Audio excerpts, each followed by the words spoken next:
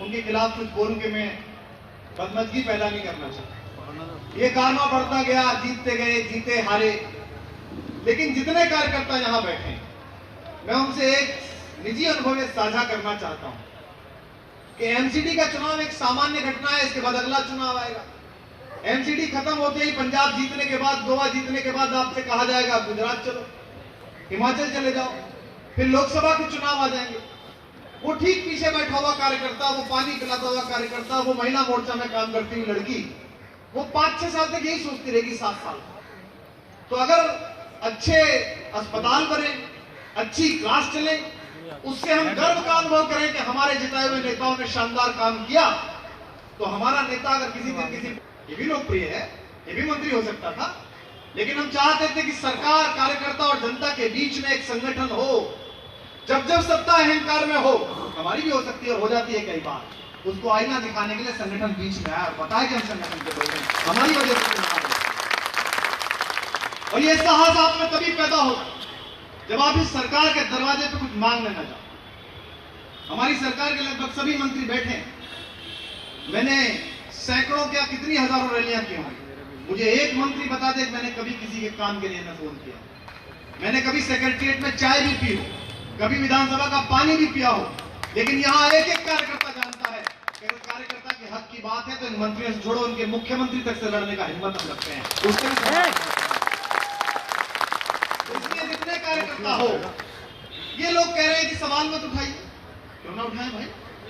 हम असहमत लोगों का सहमत समूह हैं। हम पहले असहमत थे, हम कांग्रेस से असहमत थे, हम शीला दीक्षित से असहमत थे, हम उसके गुंडों से असहमत थे, हम सब लोग इकट्ठे हुए और हमने अपना एक नेता चुना जिसका फोटो से कहा हम सारे असहमत थे, तुझसे सहमत हैं, हम तेरे नेतृत्व में रखते हैं, आगे बढ़ो। लेकिन असहमति का एक स्तर हो, उसकी एक शालीनता। जैसे घर में आप असहमत हो, शाम की सब्जी बनते समय आप असहमत हो। मैं घर में, मैं सौभाग्यशाली पिता हूं कि मेरी 2 बेटियां, तो मैं माइनॉरिटी में हूं, अकेला पुरुष हूं। बल्कि मैं क्या पुरुष हूं, वही घर की तीनों पुरुष हैं, वही तय करती है सब्जी क्या बने, तो मैं असहमत हो जाता हूं। लेकिन मैं उस असहमति के लिए मुंह फुला के दरवाजे पे, मैं बाहर घूमने वाले मित्र साहब मेरे साथ सरोनी की बना, वो पूछने के कैसे, मैं कहता हूँ। तो ये असहमति का स्तर जब आपका शालीनता से बाहर जाता है तो हमको भी दुख, मुझको भी दुख होता है। तो इसलिए अपने बीच का आदमी चुनिए लड़ाने के लिए, चुनाव लड़ाने के लिए, लेकिन उससे 2 बात की अपेक्षा है। अगर पब्लिक का काम हो, जनता का काम हो, सबसे बड़ी बात तो यह कि आम आदमी पार्टी का कार्यकर्ता, अरविंद केजरीवाल का सिपाही, वो कितने स्तर की गालियां खाता है। वो फेसबुक पे गालियां खाता है, वो व्हाट्सएप पे गालियां खाता है, वो शादी में जाता है, वहां 5 आदमी खेल लेते हैं, ये आएंगे ये टोपी वाले, उसको लगता है चोरी करके आया है। उसके बाद वो पार्टियों पे जाए, सेक्रेटरिएट जाए, तो वहां भी उससे पूछा जाए तुम मत मांगना, तुम मत बताना क्यों। जिस समय हम आए थे वोट मांगने, हम गए चौराहे पर, हम गए, हमने मंत्री महोदय चले गए, उनके यहाँ 5 रैलियां की। तो अगर मंत्री महोदय आपके खिलाफ शिकायत होगी तो सुन के भी आपके दरवाजे पे जाएंगे, आपको अपने दरवाजे पे बुलाएंगे कि यहाँ आओ, शिकायत आइए। आधी रात अगर अस्पताल नहीं खुलेगा तो आपसे हिम्मत करेंगे, पानी नहीं पहुंचेगा तो कपिल मिश्रा को सार्वजनिक रूप से कार्यकर्ताओं के बीच में लताड़ेंगे। लेकिन ये नहीं करेंगे कि हम किसी जगह पर जाके कहने लगे, हम षड्यंत्र शुरू कर दें, हम बेईमानियां शुरू करवा दें, ये नहीं करेंगे। तो एमसीडी आपके लिए चुनाव नहीं है। 1.5 साल में आपके मन में जो ये शंका पैदा हुई थी, लोहिया जी कहते थे सत्ता और संघर्ष के साथ ही अलग अलग होते हैं। हमारी पूरी राजनीति इस एक वाक्य को निरस्त करने के खिलाफ, सत्ता के साथ ही भी वही रहेंगे जो संघर्ष के साथ, जिन्होंने लाठियां खाने के साथ। इसलिए अपनी अपेक्षाओं को 2 हिस्सों में बांटी। एक निजी अपेक्षा है, उस निजी अपेक्षा को एक तरफ रखें। दिल्ली में एक 50,000 करोड़ की सरकार चलती है। आप बहुत सारे लोगों को अजीब आश्चर्य लग सकता होगा, गोपाल भाई हमारे नेता, हमारे साथी हैं, पर आयु में मुझसे छोटे हैं। केवल अर्जुन के अलावा सारे छोटे हैं, मनीष भी छोटे हैं, ये तो बिल्कुल ही छोटे भाई हैं, कपिल जैसे छोटे भाई, इमरान जैसे छोटे भाई। उसके बाद भी महीने में 5 रात जागना पड़ता है, हिंदुस्तान के किसी न किसी शहर में जाके कविता सुनानी पड़ता है, किसी टेलीविजन चैनल पर प्रोग्राम करना पड़ता है, ताकि घर में ईमानदारी का पैसा आए, टैक्स से आया हुआ और उसे खर्च करने के बाद मैं अपने मंत्री से पूछ सकूं काम क्यों नहीं हुआ, तुम्हारे डिपार्टमेंट में रिश्वत कैसे दी। तो इसलिए निजी अपेक्षाओं को अपने हिस्से में बांटा, अपने अलग खाने में बांटा, उसके लिए एक दूसरे के साथ हाथ बढ़ाना, एक दूसरे के साथ मिल जाए, किसी का कोई काम अच्छा चल रहा हो दूसरे साथ किसी के लिए। लेकिन जब जब दिल्ली की अपेक्षाओं पर बात आए, जब जब पार्टी की अपेक्षाओं पर बात आए, तो आपकी ताकत ही ये थी कि आप असहमत लोगों का समूह था। हम केवल अनुशासन के नाम पर आपको सहमत ना करें, हाँ हमारा परिसर असहमति का केवल यहां हो, हमारा परिसर असहमति का वो कार्यकर्ता सम्मेलन हो जिसे हमारा विधायक ले, उसके बाहर ना। हम खूब असहमत हों कि इस वार्ड में फला आदमी को टिकट मिलना चाहिए। आपसे मनीष सिसोदिया ने, अरविंद केजरीवाल ने, पीले चावल ने कहा था मुख्यमंत्री बना, नहीं, आपका मन था, आप परेशान थे, गए भाजपाइयों की गालियां खाई, कांग्रेस से लड़े, लाठी खाई, भाषण दिए, मुकदमे हुए, हमारे ऊपर तो आज फिर सुबह हो गया, क्या प्रधानमंत्री की मजाक उड़ा दी, पूरे देश पे कर दो, सभी उड़ा रहे, हमारे ऊपर क्यों कर दिया। प्रधानमंत्री ने कहा मुझे लोकसभा में बोलने नहीं दिया जा रहा, मैं गाने सुनाता था, बचपन में फिल्मी गीत गाता था, भजन गाता था, मेरी माँ मुझे सुनती थी, अच्छा सुना। एक दिन उन्होंने मुझसे कहा बाल सभा में सुनाना, नाम लिखा दिया, मैंने नाम लिखा दिया, बाल सभा लंबी चल गई, मेरी किसी ने सुनी नहीं, मैंने 5-6 बार कहा जी मैं सुनाऊंगा, गुरुजी ने सुनी नहीं, पीछे था मैं, तो मैं लौट के आया, मेरी माँ ने कहा बाल सभा में सुनाया, मैंने कहा नहीं मौका नहीं मिला, रात को मैंने उनसे कहा कि गाना सुनाओ, बोली चुप हो जाए, जब बाल सभा में सुनाया तब सुनाइए। तो जनता माँ है, जिस बाल सभा में तुम्हें जनता ने भेजा था वहां सुना नहीं पा रहे, फिर अम्मा के पास पहुंच गए, मम्मी मुझे कुछ सुना नहीं दे रहा, मैं आपको सुनाना चाहता हूँ, ये क्या बात हो गई आप? देश से वोट मांगा था आपने, यदि मैं बाल सभा में सुनाऊंगा, और वो बाल सभा है ही राहुल गांधी बैठती है, इससे बड़ी बाल सभा क्या हो सकती है। गुजरात में जाकर मुझे सुनाना नहीं चाहिए। तो लड़ाई एनसीडी नहीं है, एनसीडी तो एक स्टेशन है, एनसीडी तो एक छोटा पड़ाव है, एनसीडी तो एक्सटेंशन काउंटर है।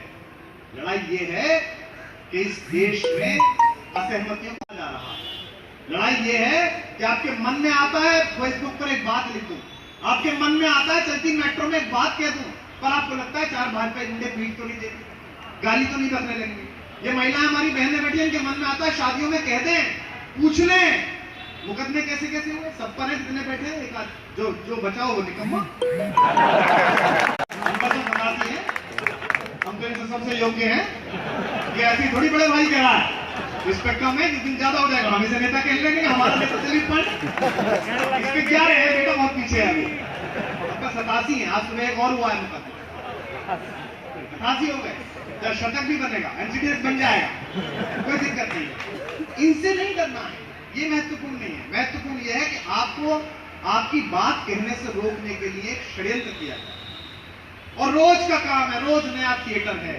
हमारी गांव जाते थे, अब आप क्या मांग रहे थे 2.5 साल से, काला धन का है जी, भ्रष्टाचार खत्म नहीं हुआ जी, अन्ना वाला लोकपाल कहाँ गया जी, दिल्ली सरकार ने भेजा था वो लोकपाल कहाँ गया, आपको ये बातें करनी थी। हमारी एकता ही थी। और हमारा एक भाई था बड़ा, गांव में 1 साल बड़ा था, वो बहुत बदतमीज था, रोता बहुत था, खिलौना चाहिए, मिठाई चाहिए, ये चाहिए, ताई आनंद ली थी बेचारी। तो ताई क्या करती थी, ज्यादा रोता था तो एक टांड थी गांव में, टांड देखिए, टांड ऊपर, तो वो टांड पे बिठा देती थी, और ऊपर से डर लगता था ऊंचाई देख के, तो वो रोने लगता था मुझे नीचे उतारो, तो वो ये तो भूल जाता था कि मिठाई मांग रहा था, वो कहता था नीचे उतारो। तो प्रधानमंत्री जी ने पूरा देश टांड पे बिठा दिया, अब वो रो रहा है कि 2000 नोट मिल जाए, 500 मिल जाए, 100 मिल जाए।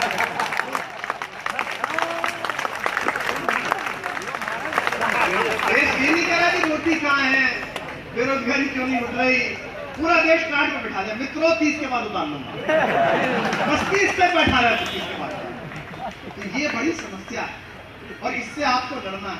इसके लिए एमसीडी चुनाव कौन लड़ेगा, मुझे हो सकता है कि बाद में मुझे दिलीप के भाई साहब आपको ये नहीं कहना चाहिए था, गोपाल भाई भी, जब भी कोई कार्यकर्ता आता है, अधिकांश पार्टी के नेता कहते हैं टिकट मांगने आए तो यहाँ मत आना, क्यों, उसके लिए कहा जाए?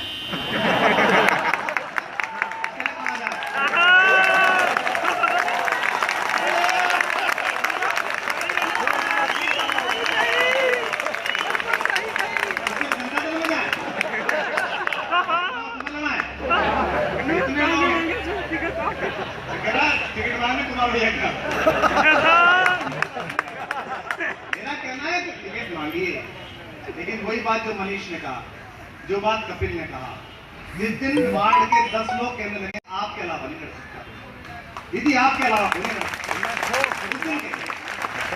पार्टी ज्वाइन करते समय वादा लिया था अपने नेताओं से, मैं ज्वाइन नहीं कर रहा था पार्टी, बाहर रहना चाहता था। ये सब थे बैठे इनसे वादा लिया था चुनाव, मैंने कहा चुनाव मत करना, तू प्रचार करना और तू मीडिया में बोलना। अच्छा, लेकिन हमने सरकार चलाई, कांग्रेसियों ने जबरदस्ती आके जैसे बिना बुलाए समर्थन दे रहे हैं मत गया, भाजपा ही ले उड़े तो कांग्रेसी समर्थन मिल गया।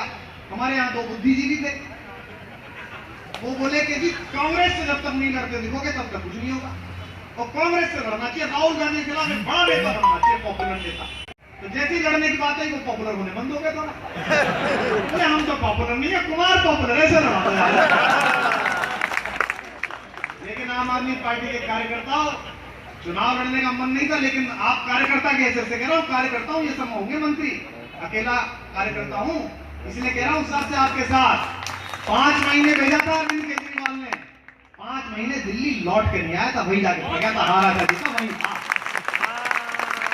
तो अगर दिलीप पांडे भेजते आपको कि मेहरौली के इस वार्ड में चले जाओ, चुनाव है 1.5 महीने बाद, उसके बाद अगर घर लौट के आ गए तो कार्यकर्ता अरविंद केजरीवाल की सिपाही नहीं। मुझे पता था कि मैं गलत जगह जा रहा हूं, मुझे पता था कि मेरे पास पैसे नहीं, मुझे पता था कि वंशवाद की राजनीति है वहां पर, लेकिन मैंने इतिहास ठीक से पढ़ा था। मैं जानता था कि इतिहास में युद्ध इस बात से नहीं याद रखे जाते कि आप हारे या जीते, इस बात से याद रखे जाते कि गोली पीठ पर खाई कि छाती पर खाई।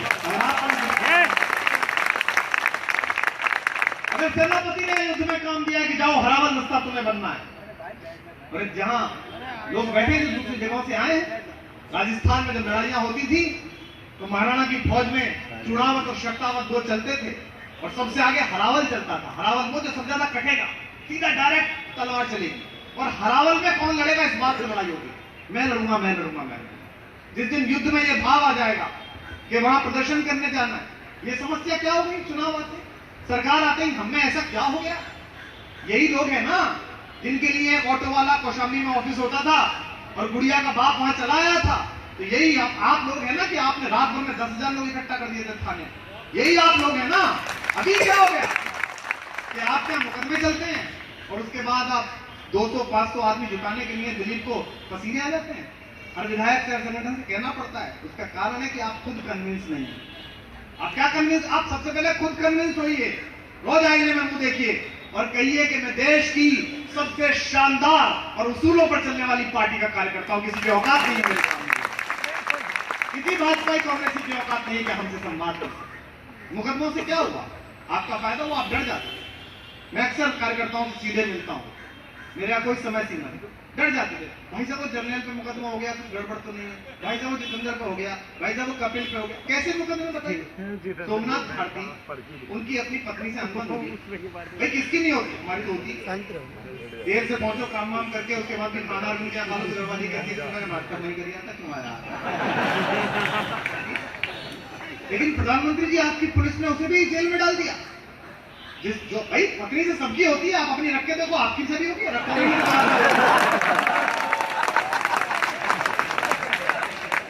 और ये पुलिस वाले कहते हैं कि भाजपा कहते हैं कि कुत्ते से कटवाया, कुत्ते का बयान लो। मैंने कहा कुत्ते का तो तुम ही ले सकते हो बयान, हम तो आती होगी क्या बोलता। इस बीच कांग्रेस भी उठी है एमसीडी में थोड़ी, उनका भी मन हुआ है। तो सबसे पहले तो सवाल पूछ लो जी, मैं कहूँ चिपट जाओ सवाल के नाम पे, खूब गाली दो, इसको दे दो, ये बैठा थोड़े से बचे माल 2-4 और ये ना निपटे हमें, तो मेरे पास आओ, गोपाल भाई बैठे हैं, कार्यकर्ताओं से मिलते हैं। अरविंद जी चलो एक आदमी को थोड़ा समय दो, इसको अपने नेता माना, हम सबने नेता का सबसे बड़ा है, वो जहां जाए जाने दो, पूरा देश उसकी प्रतीक्षा कर रहा है। अरविंद जहां जाए जाने दो, मनीष सरकार चलाना मैं उनको सवाल ये मत सोचो कि अरविंद जी से पूछूंगा, मनीष जी से पूछूंगा। भाई मेरे दोनों ने कही थोड़ी थी, आपने कही कि भाई मनीष आप सरकार चला लो, सरकार चला रहे मनीष, अरविंद देश में पार्टी चला रहे चला। बाकी हम में से किसी से सवाल पूछो, कितने ही सवाल पूछो, लेकिन एक बात तय करो कि सहमत असहमत हो जाओ। एक बार कई बार हो जाते हो सहमत असहमत हो जाओ। तो बहुत पुराने कार्यकर्ता बैठे हैं, फोटो से ब्याह कराया घरवाली से, भाई कौन से सहमत थे, कौन सी डेटिंग करी थी, पिताजी ने जो फोटो दे दिया उससे फेरे डाल लिए, पूरी जिंदगी काटी कि नहीं काटी। ये तो एक पार्टी है, इसमें तो सामान्य रूप से सरकारें बनानी है 5-5 साल की, वो तो 7 जन्मों का बंधन था। तो जब वहां आपकी आस्था और विश्वास नहीं डिगे, तो जिस चीज में आपने बुद्धिपूर्वक कौशल पूर्वक चयन किया, आम आदमी पार्टी का आपने बड़े नियोजित तरीके से चयन किया, पूरे देश की राजनीति का तुलनात्मक अनुभव किया। इधर जाऊंगे चुप रहूं। जब बेचैनी हद से बढ़ गई, जब शॉपिंग से मन ना बहलने लगा, जब घर में शाम मूंगफली खा के टीवी देखने से आप ऊब गए, तब एक दिन आप तिरंगा लेके बाहर निकले, बोले दुनिया के जैसी अरविंद केजरीवाल के साथ हूं, आम आदमी पार्टी। तो जब यहाँ आ गए इस तरीके से, हमारे एक शायर, उनका एक शेर है कि जब आ गए हो मक्तल में तो बच के जाना क्या। जब इस मक्तल में आ गए हो, कत्लगाह में आ गए हो, तो बचाते क्यों खुद? इसलिए प्रश्न मत उठा, प्रश्न किसी प्रकार के इस तरह के मत उठाओ, मैं ये क्यों करूंगा, मैं क्यों नहीं करूंगा। बहुत सारे काम मुझे ऐसे दिए जाते हैं तो मेरी सहमति के नहीं हो। हमारे यहाँ सबको ऐसे दिए जाते हैं, जितने हैं इनसे सबसे पूछ लो, अकेले में सबको ऐसे दिए जाते हैं। अद्भुत काम दे दिए जाते हैं, अनगढ़ काम दे दिए जाते हैं, वहां चले जाओ, बिल्कुल जंगल में फेंक दिया जाता है। आज हम पंजाब में चर्चा कर रहे हैं, पंजाब के लोग यहाँ पे चर्चा क्यों कर रहे हैं? हमारे दो साथी यहाँ अनुपस्थित हैं पिछले 1.5 साल से, उनकी वजह से चर्चा कर रहे हैं, जिन्होंने जाकर वहां मेहनत की, पॉलिटिकल कॉल ली, संगठन बनाया। दुर्गेश और संजय ने, दोनों ने दिन रात जाके मेहनत की, वहां आरोप करे, तरह तरह की बातें हुई, लेकिन लगे रहे। आज हम गोवा पे चर्चा कर रहे हैं, इसलिए कि गोवा में पंकज भाई गए हुए हैं, इसलिए कि गोवा से कपिल अभी जाके लौटा है, इसलिए कि गोवा में मैं कुछ दिन था और मैं दोबारा जाऊंगा। तो हम सबको जो काम सौंपे गए, सहमत असहमत हो जाइए, खूब सारी असहमति लेके आइए, राजनीति करने आए हैं, टिकट भी मांगिए, कोई खराब बात नहीं, टिकट मांगिए आप, लेकिन तब मांगिए जब आपके चारों तरफ रहने वाले 10 लोग ये कह रहे हैं। लेकिन अगर 11वां आदमी किसी तरफ आवाज उठा दे तो उसको 12 करके कहना, हाँ जी इन्हें दे दो, इनके साथ 12 हो गए, मेरे साथ तुम मांगो, उसको टिकट दिला देना। इसका एमसीडी चुनाव में एक छोटा सा पड़ाव है, और मुझे पता नहीं कि कपिल किनके लिए कह रहा था कि कौन असहमत लोग हैं इस तरह के जिनके मन में, मुझे नहीं लगता कि आप असहमत। हाँ, आपको अभी सरकार को अपना काम ज्यादा दिखाना नहीं है, यहाँ सरकार कमजोर है, हर गांव में होते हैं। हमारे गांव में जब हम जाते थे शादी में, एक चाची ऐसी थी, बाकी चाचियां तो खाना बनाती थी, चाय बनाती थी, वो ट्रेन में लेके घूम जाती थी। तो वो ये भाजपा वाले जो मोदी जी है, वो वाली चाची है, चाय कोई भी बना लेके घूम जाते हैं। आप अभी चाय भी अच्छा बना रहे हैं, खाना भी अच्छा बना रहे हैं, लेकिन आप अभी दिखा नहीं पा रहे। दिखाएंगे कौन? वो आप दिखाएंगे, वो आप करें। यहाँ जितने लोग हैं मुझे बताइए, आप जितने कार्यकर्ता बैठे, सच्चे जी से बताना, गवर्नमेंट स्कूल में जाके वहां कैसा काम चल रहा है, ये कितने लोगों ने देखा? अब तो ज्यादा बोल रहे हैं एसएमसी वाले, इसका मतलब हमने देखा। तो भाई जब आपने देखा है तो आप में से एक आदमी को, हजार आदमियों को वो काम दिखा देना, अपनी बात से दिखा देना, अपने कहने से दिखा देना। यहाँ जितने लोग बैठे हैं, हम सोशल मीडिया पे बहुत बहस करते हैं, सोशल मीडिया पे ट्रोल बिठा रखे हैं, सोशल मीडिया पे गाली देने वाले बिठा रखे हैं। अगर एसएमसी में काम करते हो और इतना काम देखा है, मोबाइल सबके पास है, तो हम ये क्यों नहीं कर सकते कि अगले 15 दिन में जितने लोग बैठे हो वो, और जितने लोग सहमत हो वो बिना टोपी के एक वीडियो 1-1.5 मिनट का अपने फेसबुक पर वायरल करेंगे, अपने व्हाट्सएप पर वायरल करेंगे कि मैं स्कूल होके आया था, शानदार काम होगा। करते नहीं, जितने करते हो हाथ लगा के तालियां बजा के बताओ कि ये करेंगे, तालियां बजा के बताओ कि अगले 15 दिन में, आप 15 दिन में ये काम कर दो, देखो सोशल नेटवर्किंग बढ़ जाएगा, पूरे देश को पता चल जाएगी। जितने जल विभाग से परिचित है वो जल विभाग पे कर दो, क्योंकि हमें काम पे करना पड़ेगा। तो साथियों, अगर कभी भी मन में ये आए कि कार्यकर्ता क्या है, कार्यकर्ता को क्या करना है, जिसे कहते हैं ना कि हर तरह के बीमार मरीज मिले, ऐसे लिखा रहता दीवार पे, तो हर तरह के निराश कार्यकर्ता आए, मुझसे बात करें, मैं उनके लिए बिल्कुल उपलब्ध हूँ। 24 घंटे पार्टी कार्यालय आ जाए, घर आ जाए, कहीं आ जाए, मुझे बुला लें, क्योंकि है वो कह रहा गारंटी के साथ नहीं, बिल्कुल आए और इसी भाव के साथ रहे। ये है कौन? ये 5-5 साल के मंत्री हैं, ये इनकी क्या औकात है? हम कार्यकर्ता जिंदगी भर के लिए पैदा हुए, जो पार्टी बनाया है, हम हैं पार्टी की लीड, हमने बनाया है संगठन को, खून पसीना दिया है, लाठियां खाई हैं, इनसे क्या डरना? इनको क्या चमचगिरी इनके करना? इन्हें क्या गणपति बनाओ? हम क्यों गणपति है? वो कह रहा है ऐसी पार्टी मंत्री बनाएगी जो जन मिला ऐसे ही मिलेंगे। ये सब आपने ऐसे पैदा किए थे। हमें याद है जब हम पहला चुनाव लड़ रहे थे और सरकार बनने की बात आई थी और अलग अलग किस्म के धरने हो रहे थे, तो मुख्यमंत्री बड़ा मजाक करते थे। वो कहते थे सेक्रेटरिएट के सामने ना एक धरना स्थल भी बनाना पड़ेगा, क्योंकि सब ज्यादा तो हमारे ही आएंगे। लेकिन बस ये है कि हमारे एक उर्दू के शायर, उनका एक शेर है कि नजर का तीर जिगर में रहे तो अच्छा है, ये घर की बात है, घर में रहे तो अच्छा है। आज भी जिन लोगों ने बात की वो यही बात करते हैं, पार्टी के अंदर बात करें, अपने पार्टी के कार्यालय में बात करें, ऊंचे स्वर में बात करें, नीचे स्वर में बात। शालीनता आप कितनी रखते हैं ये आपका संस्कार बताए। आपकी माँ ने क्या सिखाया, पिता ने क्या सिखाया, जिस आवाज में आप बात करेंगे, जिस भाषा में आप बात करेंगे, जितनी शालीन बात करें कोई दिक्कत नहीं। लेकिन बाहर बात ना, बाहर लोगों से ना कहने बचे। आप लोगों के लिए आशा कुसुम बने रहे, आप लोगों के लिए उम्मीद का स्रोत बना रहे। और मुझसे कहा था एक भाजपा के मित्र, मुझसे कह रहे थे कि यार वो हमारे यहाँ फलाने का चुनाव है, आपके यहाँ के लड़के बहुत शानदार हैं, अगर 5 लड़के पेड़ दिला दो भाई साहब तो मैं चुनाव जीत जाऊंगा, उनके विधानसभा चुनाव। मैंने कहा जी लड़के तो भेज दूंगा, पेड़ भी भेज दूंगा, पैसों की जरूरत है, पर प्रॉब्लम क्या है, हमने दूध बेचना आता, गोबर बेचना नहीं आता। तो दूध आपके पास है, कंटेंट आपके पास है, आपके पास है मुख्यमंत्री, आपके पास एक ऐसा उप मुख्यमंत्री, ऐसे मंत्री, ऐसी दिल्ली की सरकार है, उसके बाद भी आप इन गोबर वालों से डरे हुए हो, तो फिर आपकी सोच में गड़बड़ है। इसका मतलब आप कमजोर पड़े हुए हो। आपको कमजोर नहीं पड़ना है किसी भी प्रकार से। बाकी प्रधानमंत्री जी के हम आभारी हैं कि जो काम कांग्रेस में बहुत सारे लोगों ने मिलकर किया था उसे नष्ट करने का, वो अकेले झंडा उठाए हुए अपनी पार्टी के, अपनी सरकार के, और नीचे भी लोग बहुत सारे हैं। ये नोटबंदी योजना पर ज्यादा बोलना नहीं, 30 तारीख तक का उन्होंने देश को समय दिया, आप भी देख रहे हैं। अब भी कुछ लोग हैं, लोगों को कन्विंस करना, लेकिन जो चौथा सवाल पूछे समझ जाना ये भाजपा, ये भक्त है, इसे कन्विंस मत करना।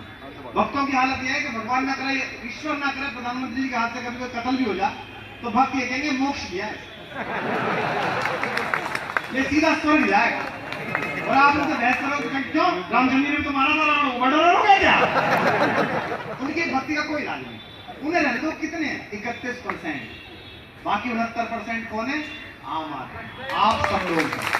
आपको 31% की तरफ नहीं देखना, वो तो वो कह रहा आज तो 20% ही रह गए, क्योंकि उनके लोग जान गए कि अब की बार तो घर में ही कर दिया, बाहर सेल्फ गोल कर दिया। कई बार कई लोग इतने गुस्से वाले थे, हमारे गांव में थे, वो इतने गुस्से वाले थे, जिसके पीछे डंडा लेके भागते थे, कई बार उससे आगे निकल जाते थे। तो प्रधानमंत्री जी ऐसे ही हैं, वो भागे डंडा लेके और कई बार अपने घर में घुस गए। मैंने वो जो पूरा व्यापारी वर्ग था, जो बेचारा सामान्य कामों में काम चलाता था, उसका नाश मार दिया और वो अंदर अंदर मन बना के बैठा। तो एलसीडी चुनावों में ये आज प्रेस वाले आए हुए हैं, आईबी वाले भी आए होंगे, वो भी आज सुन ही रहे होंगे। आजकल तो माफ करें प्रेस वाले, आजकल तो प्रेस की हालत ये है कि तुम्हारे पत्रकार लड़के का रिश्ता आया, बोले जी लड़का क्या करता, बोले जी पत्रकार है, बोले वो तो ठीक है, पर कौन सी पार्टी का?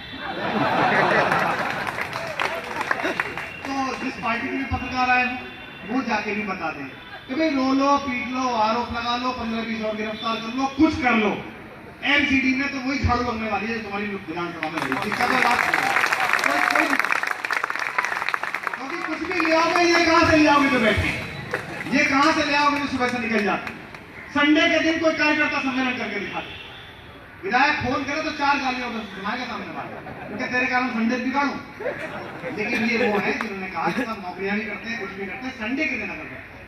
तो आप सबसे आशा है, उम्मीद है कि आप अपने सवालों को नियमित रखिए, जरूरी रखिए, लेकिन अपनी अपेक्षाओं को 2 हिस्सों में बांटिए। निजी अपेक्षा 0 कर दीजिए, माइनस में कर दीजिए। बल्कि मैं अपने निजी जीवन का अनुभव बता रहा हूं। आज से सारे सरकार नहीं आई थी, दिल्ली में साल में 40 प्रोग्राम करता था, इस जैन समाज में, उस मारवाड़ी समाज में, इस समाज में। आज अपने ऑफिस को कह रखा भैया दिल्ली को प्रोग्राम नहीं करना, क्योंकि पता नहीं कौन सा सेठ बगल में फोटो खिंचवा के गए गंभीर विचार में शोभा नेताजी से, और वेट वाले को कहकर मुझे नहीं जानता, कुमार विश्वास आया था परसों यहाँ पर। ये नहीं हो सकता, इसलिए देश में और जगह कर लेंगे, कम कर लेंगे, कोई दिक्कत नहीं, यहाँ नहीं करेंगे। तो मैं अपने निजी जीवन का अनुभव बता सकता हूँ। तो अपनी अपेक्षाएं, हो सकता है आपको उपदेशात्मक लगे, पर मैं ऐसा मानता हूं असली दम कार्यकर्ता में तभी आए जब उसकी निजी अपेक्षाएं दूर हो। और मैं एक बहुत सामान्य निजी संस्मरण सुना देता हूं जो आज तक किसी ने नहीं सुना। पहली सरकार बनी, अरविंद केजरीवाल मुख्यमंत्री बने, उनको एक फ्लैट अलॉट किया गया 3 कमरों का, इस फ्लैट में वो रह लेंगे, भाजपा ही हल्ला बचा लेंगे। जैसे अरविंद है तार्किक रूप से मजबूत तर्क वाले, वो फ्लैट खुद देखने गए, उन्होंने कहा इसमें क्या है, 3 कमरे में क्या करूं, उसमें मैं तो रहूंगा इसमें, मुझे तो दिल्ली में आकर रहना ही पड़ेगा, काम करना पड़ेगा। पास में दूसरा मकान था, वो कैंप ऑफिस ले लिया गया। कुल मिला के 6 कमरे का बंगला भाजपा ने हल्ला मचाया। हम सब कन्विंस करते करते हार गए। क्या आप समझते नहीं हो पब्लिक परसेप्शन चलती है, पब्लिक में ऐसे मैसेज जाएगा, मीडिया कोठी के हिस्से दिखाएगा। उनको खुद पहले भी 3 कमरों का मकान मिला हुआ था, भाभी जी को जो मिला हुआ था आयकर की कमिश्नर होने के नाते, बोले वहां भी पैसे मिला हुआ, इसमें क्या अंतर है? बुद्धिमान आदमी तर्क में कौन लड़ता? बहुत हल्ला हो गया। एक दिन हम कार्यकर्ता सम्मेलन करने के लिए कॉन्स्टिट्यूशन क्लब आ रहे थे, इनोवा में बैठे हुए थे, आगे अरविंद बैठे हुए थे, पीछे मैं, मनीष, उसके ठीक पीछे संजय भाई और जो अरविंद जी के साथ रहते हैं वो साथी बैठे हुए थे। हम गए, वो मकान बोले जी मकान देखते चलते, तो मकान देखते चलते मकान की तरफ गए। मेरे अंदर इतनी नाराजगी थी कि मैं उतरा ही नहीं। बोले सर जी आओ, मैंने तुम्हें देख लूं। मेरा भाई मेरी वोट नहीं चली, मैं क्या कर सकता। जब अंदर घुसने वाले थे, जाड़ों के दिन थे, आपको याद है हमारी सरकार जाड़ों में, कोहरे का समय था सुबह 9 बजे, जो बाहर बाउंड्री थी जहां पुलिस लगी रहती है ताकि अंदर और बहुत सारे अधिकारियों के मकान थे, इनकम टैक्स वालों के थे, वहां एक लड़का मफलर बांधे हुए हाथ में ये लेके खड़ा हुआ था। मेरा मुख्यमंत्री बड़े बंगले में नहीं रहे, टोपी लगा के। उन्होंने उसको पढ़ा तो मनीष ने पूछा कि ये कौन है? मैंने कहा कोई कार्यकर्ता होगा। तो पीछे से किसी ने कहा देखा तो कभी नहीं। मैंने कहा अच्छा सरकार आ गई तो कार्यकर्ता दिखने बंदों के करवा ऐसे कमेंट में। वो अंदर गए, पूरा मकान देखा, जो काम चल रहा था पीडब्ल्यूडी का अफसर ने आगे कहा सीएम आए तो सर ये कर दिया है, सर ये कर दिया। सुना, चुप बैठे रहे, मोबाइल में खेलते रहे, कुछ काम करते, हमें लगा कर रहे होंगे। उससे 3 मिनट बाद कॉन्स्टिट्यूशन क्लब उतरे, प्रेस में माइक मुंह पे लगाया, कुछ सवाल पूछना था और बिना सवाल पूछे बोले कि मैंने वो घर देखा, वो औसत से थोड़ा ज्यादा बड़ा है और मैंने अधिकारियों को कह दिया, मैं आज कह दूंगा कि मैं इस मकान में नहीं रहूंगा, मुझे 2 कमरे का सामान्य मकान देता है जिसमें मैं आके दिल्ली में रहूंगा। एक कार्यकर्ता के पोस्टर से नेता बदल गया, एक कार्यकर्ता के पोस्टर से। आप कहते हो आपकी ताकत क्या है? आपकी ताकत यह है कि आपने सच्चे मन से, लेकिन वो कार्यकर्ता वो था कि वो लौट के किसी को वेंटिलेटर दिलवाने के लिए सतुल्य के दरवाजे नहीं गया। वो कार्यकर्ता वो था जो किसी के अवैध निर्माण के लिए फोन करवाने किसी विधायक के नहीं गया। वो कार्यकर्ता वो था जिसने अपने किसी जानकार ट्रांसपोर्ट वाले के ट्रांसफर करवाने के लिए गोपाल भाई के दरवाजे चेक करने लगा। ये नहीं कहा था मैं तो कार्यकर्ता था, मेरे ड्राइवर का कैसे ट्रांसफर नहीं होगा। वो शुद्ध कार्यकर्ता था, जो भी था तभी दिखा। हो सकता है आज भी इस भीड़ में हमारे साथियों को नहीं बैठा। तो अगर इस दर्जे का कार्यकर्ता बन जाओगे तो मुख्यमंत्री तो अभी एक ही बना है, फरवरी में तो 2 और बनने हैं, फरवरी में तो 2 भी बनने हैं। इसलिए एक सरकार को मत साधो, ऐसे बनो। मैं सचिन तेंदुलकर का स्टेटमेंट पढ़ा था, उसे याद रखना कार्यकर्ता बनना है। सचिन से कहा था कि आप कप्तान नहीं रहे, पहले आप कप्तान थे, अब फला कप्तान हो गया, आप क्या चाहते हैं कप्तान बने ना बने? बोले मुझे पता नहीं कप्तान कौन बने, कोई भी बने, मैं ये चाहता हूं भारत की ऐसी कोई टीम ना बने जो बिना सचिन तेंदुलकर के जीतती है। तो वार्ड में टिकट किसे मिले ये मत ध्यान रखना। वार्ड में ये ध्यान रखना कि टिकट मिलने के बाद दिलीप पांडे को पहली प्रॉब्लम ये हो कि मेरा वो वाला कार्यकर्ता ठीक है या नहीं, क्योंकि अगर उसने साथ नहीं दिया तो वार्ड में जीत पाएंगे। ऐसा कार्यकर्ता बनेंगे। और अगर ये दम है तो हम जीतेंगे। एमपीडी चुनाव के लिए आपको अग्रिम बधाइयां, पंजाब के लिए आपको अग्रिम बधाइयां। अगले 3 महीने शपथ ग्रहण समारोह है, 3 महीने की मेहनत है, बस इसे कर लो, इसके बाद तो रोज सेलिब्रेशन। भारत माता की बहुत बहुत शुक्रिया।